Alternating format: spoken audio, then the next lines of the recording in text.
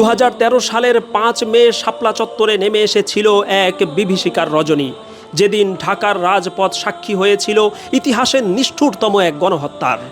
সেখানে কি ঘটেছিল, কেন ঘটেছিল এবং পরবর্তীতে এটাকে কেন্দ্র করে আরও কি ঘটেছে, সব প্রশ্নের উত্তর মিলবে শাপলা স্মৃতি সংসদের এই প্রতিবেদনে। 2013 সালের শুরুর দিকে যুদ্ধপরাধীদের বিচারের দাবিতে আওয়ামী লীগের ছত্রছায়ায় শাহবাগে বসে গণজাগরণ মঞ্চ, কিন্তু সেখান থেকে ক্রমাগত দাড়ি টুপি, ধর্মীয় রাজনীতি নিষিদ্ধ সহ ইসলাম বিরোধী নানা বক্তব্য আসতে থাকে। একই সময়ে তাদের মাধ্যমে বিভিন্ন ব্লগে বিশ্বনবী সাল্লাল্লাহু আলাইহি ওয়াসাল্লামের অবমাননার ঘটনা প্রকাশিত হলে দাবানলের মতো আন্দোলন ছড়িয়ে পড়ে সারা দেশে। এরই প্রেক্ষিতে এগিয়ে আসে এদেশের ইসলাম, মুসলমান এবং স্বাধীনতার অতন্দ্র প্রহরী হেফাজতে ইসলাম বাংলাদেশ। হাদিসের মসনদ ছেড়ে রাজপথে নেমে আসেন 83 বছরের বৃদ্ধ